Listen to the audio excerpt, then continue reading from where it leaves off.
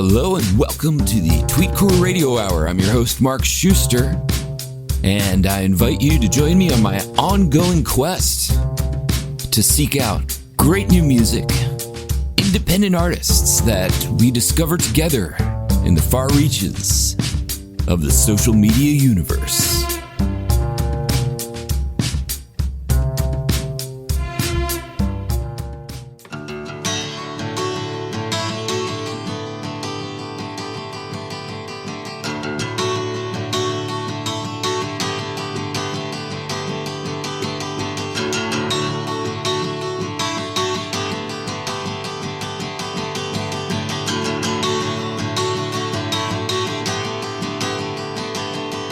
Oh, my friend, I see you're hurting and you're burning up inside. Excuse me if I think myself a person qualified. See, I know what you're feeling and you wanna be alone, but I'm not a friend who'd leave you here knowing what I know.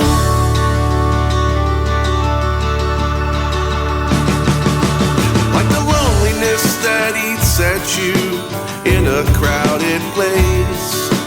Everyone there could love you and tell you to your face. Experience turns thoughts of love into thoughts of fear. Those people will be gone tomorrow and you'll still be here. I'll get the lights. You lock the door.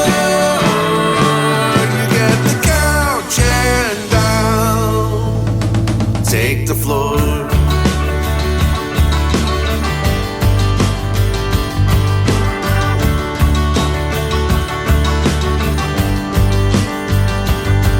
I can tell you're busy judging what you did or didn't do. Allow an outsider to impart my point of view. See, no one hurts from your thoughts. We only feel what you do. The verdict is there's far more good than evil within you. So I'll get the lights. You lock the door. You get the couch and down. Take the floor.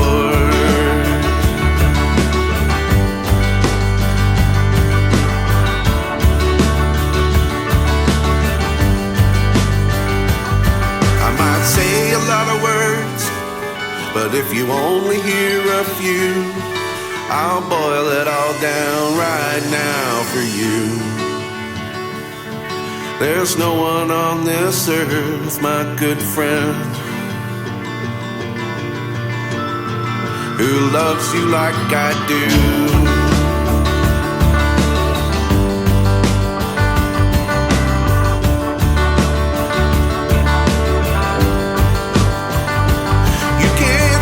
The future clearly, so I'll tell you how it goes. We'll ride this out until after and you're feeling right at home. And then one day I'm all holed up in some self-made misery. Consider yourself a qualified to keep me company.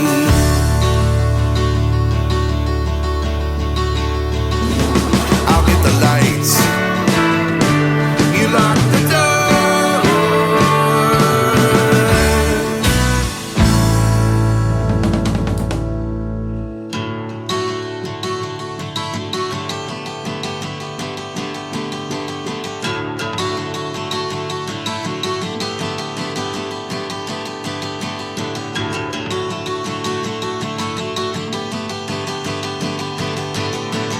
All of my life's been smoke. My hands are cut and caked with blood. I'm so tired of these fields, this road, my loneliness.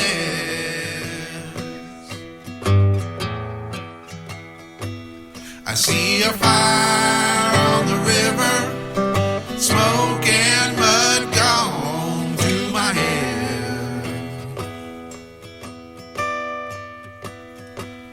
I see a fire on the river, smoke and mud gone through my head.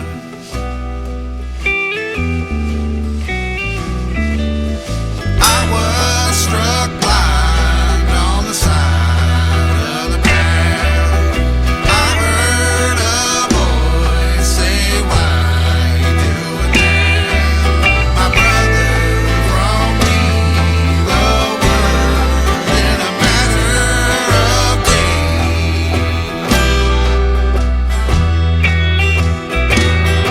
And the scales fell from my eyes straight away.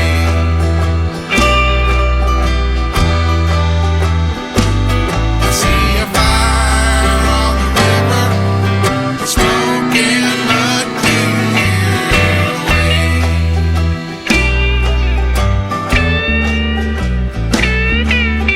I am a conqueror, I am devout.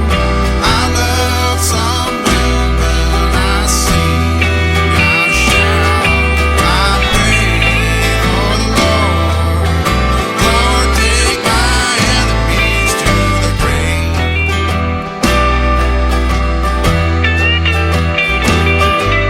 The Lord sees my heart and walks with me the rest of my days.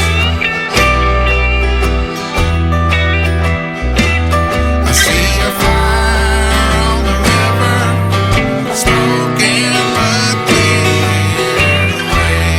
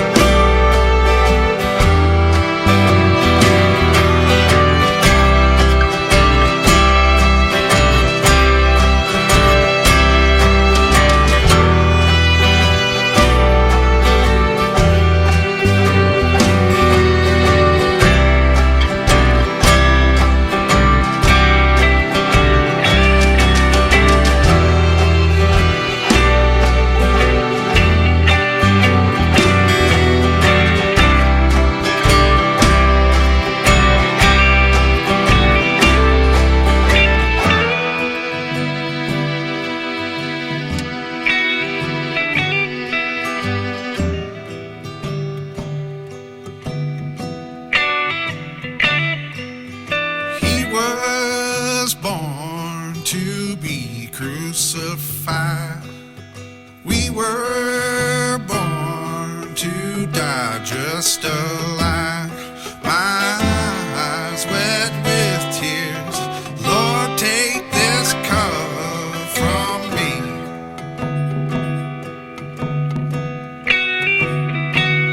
I see a fire on the river, smoke and mud coming my way.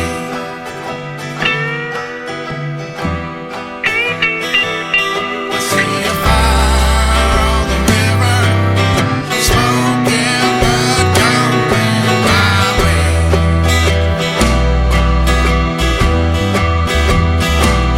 I see a fire on the river, smoke and mud coming my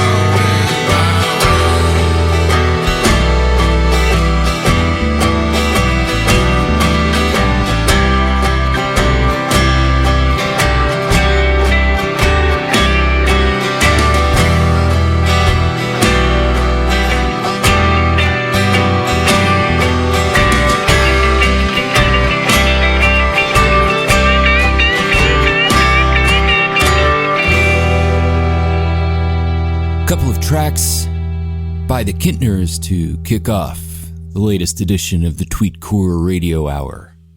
The Kintners are a cool group out of Henrietta, Texas. You may recall that I played their song Gray Matters last week, and I wanted to circle back and talk a little bit about them this week. The band consists of husband and wife duo, or wife and husband duo, spouses, let's say, Kelly and Carrie Kintner. And they do a lot of collaborations with other musicians. In fact, Their last album was called Collaborations, and loads of great musicians on that one. Now, the last two songs I just played were not actually on that album. They're singles. One is called The Floor, and the other is called Smoke and Mud. When that one came out around this time last year, I was talking to Kelly Kintner, the songwriter, and he was telling me about how he writes songs and why he writes songs. Songwriting for me, he said, is basically me keeping out of trouble. Some people have video games, some people get lost in their work. If we didn't have these things, then we might turn towards self-destruction or something. I feel like songwriting is something productive I can do with my time. Improvement and achievement are the rewards. Just like in video games, when the numbers go up, when I hear old recordings compared to new ones, I feel like I've leveled up. And when I asked him what it means for him to be an independent artist, he had this to say. Have you ever watched any of the race cars with all the stickers of companies they represent? Hey, being independent might not enable you to race on the big track, but you don't have to race at all if you just like cruising.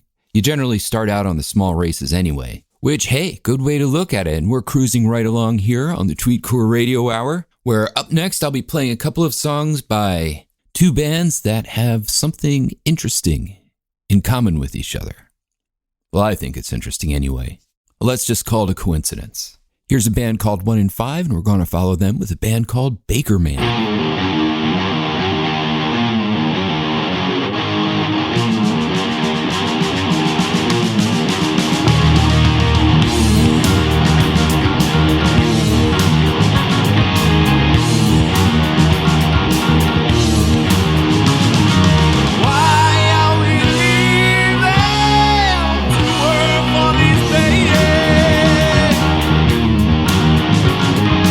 What will it bring? Yeah.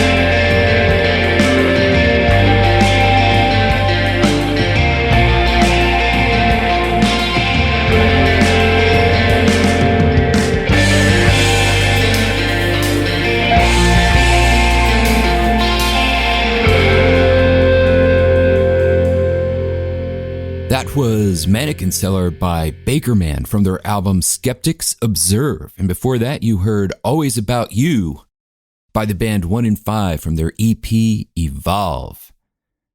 And what do these two bands have in common? One of them's from the UK, the other from right in my backyard, right in Philadelphia. I'll let you do your own research, sort out which is which, but I will tell you one thing. Each band has a guitar player who goes by the name Mike 5. They're both super cool guys. I went to high school with one of the Mike 5s, and I interviewed the other Mike 5, and he's the head of a label in the UK called Lights and Lines Records. Definitely check them out, actually. They put out some really good stuff. Once again, that's Lights and Lines. Look them up. I've been trying to get the two Mike 5s to collaborate for a while now, and hopefully, with any luck, my dream will come true and you will hear the collaboration of the two Mike 5s, the transatlantic collaboration of the two Mike 5s right here on the Tweetcore Radio Hour. Until then, here's some Magic Cobra.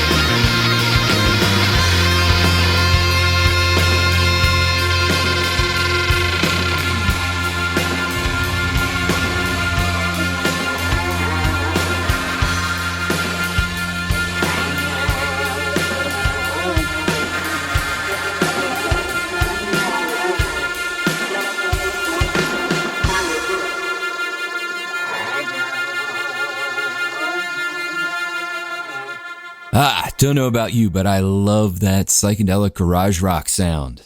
Once again, that was Magic Cobra.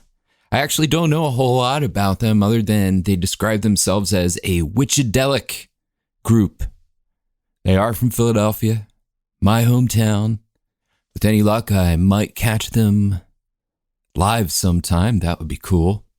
Going a little further south, another band I might conceivably catch live sometime hails from Baltimore, Maryland, and they're called the Smashing Times. I actually bought this one as a 45 RPM single.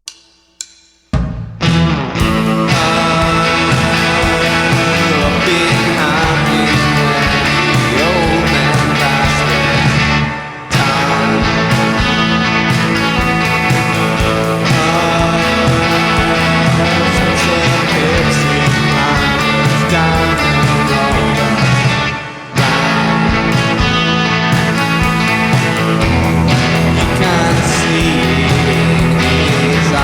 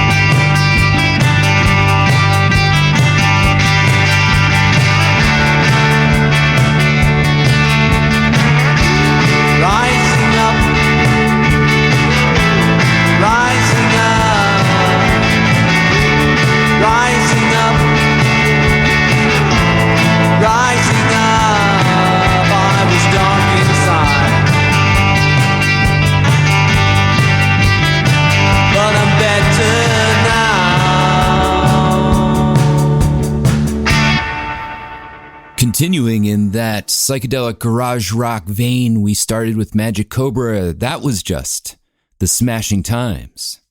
Cool pair of songs. One was called Dreams on Union. The other was called A Changing Letter.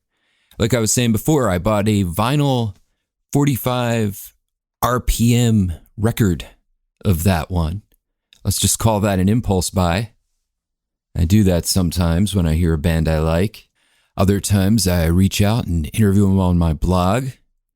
Once again, the blog is called Abominations. I may have mentioned that in the past. You could read that at markschuster.wordpress.com. And you can also follow me on Twitter at Mark_Schuster. Name is spelled MARC_SCHUSTER. Follow me on Twitter. Tell me about bands you like. Tell me about the band you're in. Tell me why underground indie music means so much to you. Here's a cool band called Skydiving Penguins.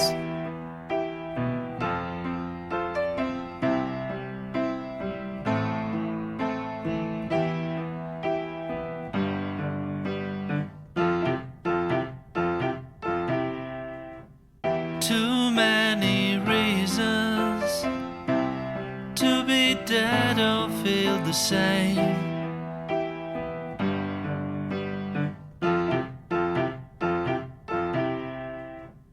Time chiropractor, broken bone fix me again.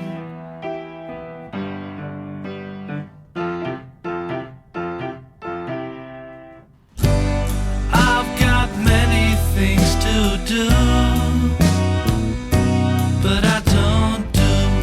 I've got many things to share, but I don't share. Indifference is everywhere, so I don't want, and I don't care. Lying in a bathtub, washing hate and drowning pain.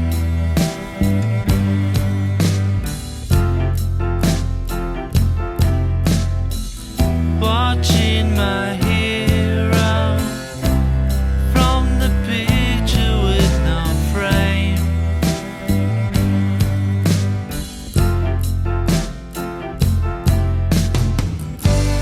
I've got many things to do, but I don't do. I've got many things to share, but I don't share. Indifference is everywhere, so I don't want, and I don't care.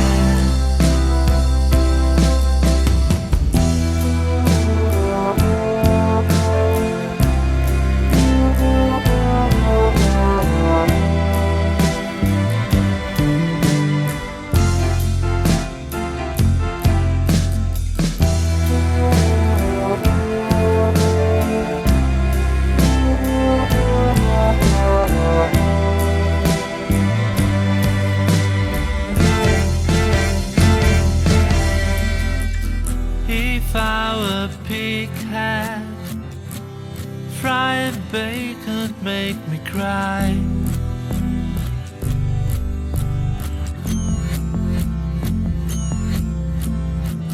No place for me up there, so traffic's in the sky.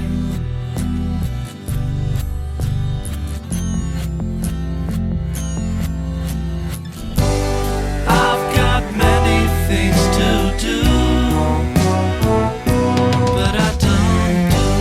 I've got many things to share, but I don't share. Indifference is everywhere, so I don't want,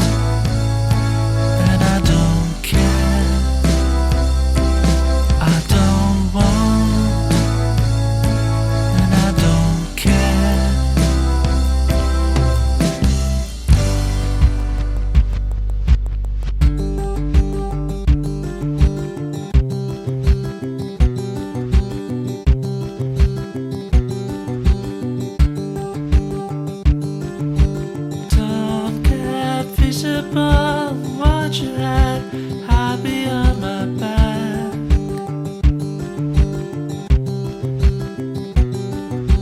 Don't be cynical. Don't you see I'm about to fade?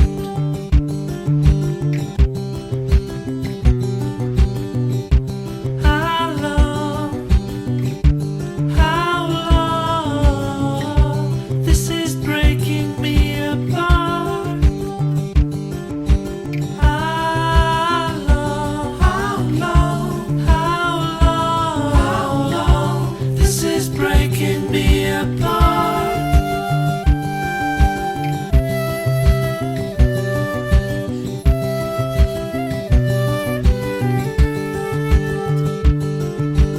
I have reached a point when all the words I had have gone away.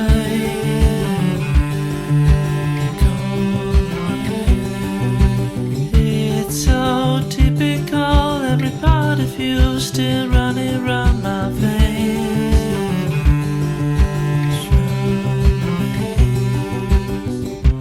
How long, how long, how long? This is breaking me apart. How long, how long, how long? This is breaking me apart.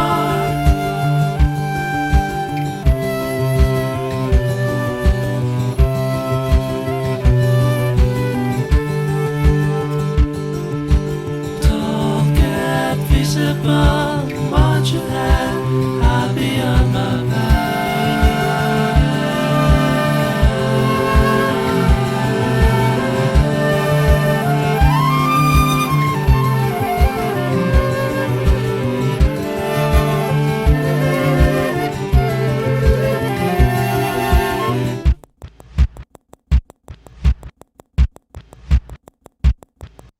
Very Beatlesque sound, I would say, by a band from Tbilisi, Georgia, called Skydiving Penguins. If you look them up on Bandcamp, make sure you write skydiving as two separate words. Earlier today, I was trying to look them up, wrote skydiving as one word, and Bandcamp says, hey, sorry, I have no idea what you're talking about. So tried skydiving as two words, and there they are. Look them up, play their music. If you like the Beatles, I have a sneaking suspicion you will like Skydiving Penguins. So I'm curious though. So your original question was, do you ever write a song only for yourself? So, what are your thoughts on that? I mean, I do it all the time, actually. Probably the most relevant example would be We Are Okay. Like, I wrote that song for me. It was like a letter to myself to say, like, you know what I mean? Like, yeah, we're okay. We're okay. Yeah. And it reminds me a little bit of, I think the last time you and I were talking, you were saying something about how when you do something for yourself or to your own standards, it has that spillover effect of then being able to appeal to other people. Yeah, I think that there's something to it. I saw like a little TikTok with Seth Rogen recently where he talked about like where you think that you need to do this other stuff and that like being really intimate and personal isn't going to be interesting to other people. But he's like, it turns out, in fact, it's the opposite. Like the more you can be intimate about your own, like really get into there, that's what's interesting to other people. So, for example, if somebody were listening in on this conversation on, say, a radio show, they might conceivably say, hey, that was kind of cool. I just heard these two guys talking to each other. Yeah, exactly. About a unique experience. Yeah. Instead of trying to, I think that we often take the universal out of the particulars. And then when we talk about the universal, then everyone's kind of lost because it's not really like, I don't think that that's how our minds go. I think our minds are always trying to find meaning in it. And so when you can talk about a specific, now granted, I guess if it's like super duper, like if we started talking about computer programming. Okay. You never know. But yeah, I see what you mean. Yeah, if it gets too specialized, or if we got really in depth and started talking about compression. Oh, we could easily talk about compression for hours. Yeah. Yeah, exactly. But I don't know, like at a certain point, everybody but the audiophiles are going to check out. Yeah. Totally. All right. So part of it, and it's kind of an interesting idea, though. I like this idea that you can record a song, write a song, record a song for yourself. But because it means something very personal to you, there's a very strong chance that because you're a human being, another human being will hear that song and it will resonate with them in some way. I think so. I think we're human, so everyone has like a human experience, and writing about your experience, I mean, it won't necessarily resonate with everyone, but I don't know of any music that does. Mm-hmm. I don't think there's, even, I take an artist like Prince, for example, who's like a genius and has some of like my favorite works of all time. Blows my mind, but there's people that don't like Prince. Yeah. Because I even think that something that like universal experiences will go for like the one that we know that everyone's going to experience, which is going to be death and loss, right? Mm-hmm. The song What Sarah Said makes me cry every single time I hear it. It's about, being in the waiting room, and then when like the climax of the song where he says that I remember what Sarah said, love is watching someone die. Oh, wow. And it's like, oh, boom. But like the whole song is describing this experience of being in the waiting room, waiting for them to come out and tell you that this person's not going to make it. It is not an experience that I have had, but it still gets me. Yeah. Even though it's not an experience that I've had, I can put myself there, which is totally like the entire theme of the Jason Isbell song When We Were Vampires, If We Were Vampires. Okay. And also another song that makes me cry. There's lots of songs that make me cry. We're going to do an episode of the show eventually called Songs That Make Brian Cry. Goodness. And then you'll have to sit through it.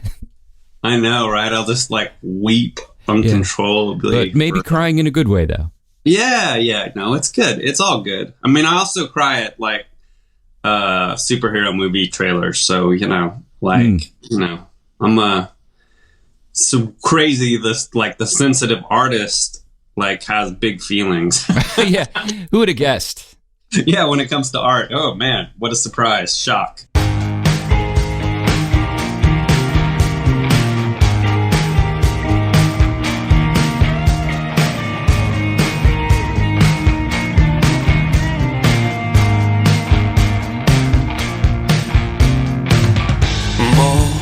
Just two peas in a pod.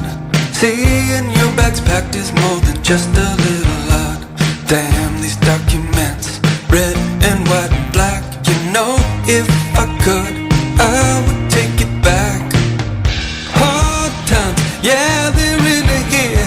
If there is a positive, it isn't very clear. This piece of you that I call my heart, so it makes so much sense that I'm falling apart. I don't know what to say. I'm dying inside, and you're 3 hours away. It's more than the distance, it's the price that we pay. I'm dying inside, and you're 3 hours away.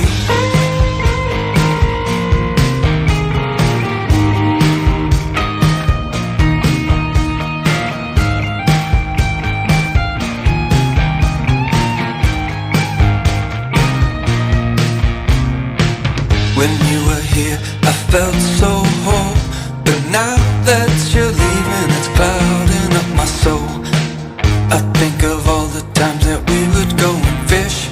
If I caught a genie, this is what I'd wish.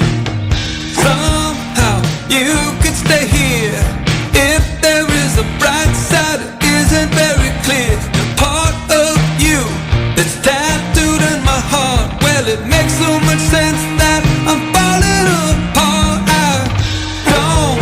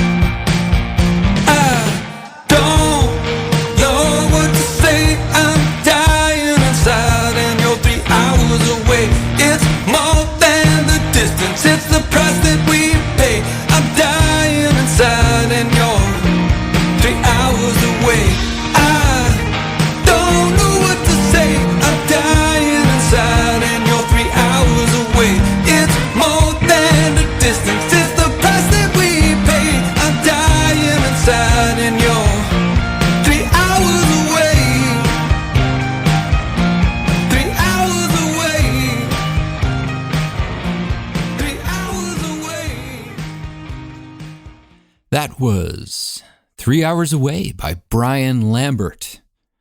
I was going to play the song he referenced in our conversation we were just having.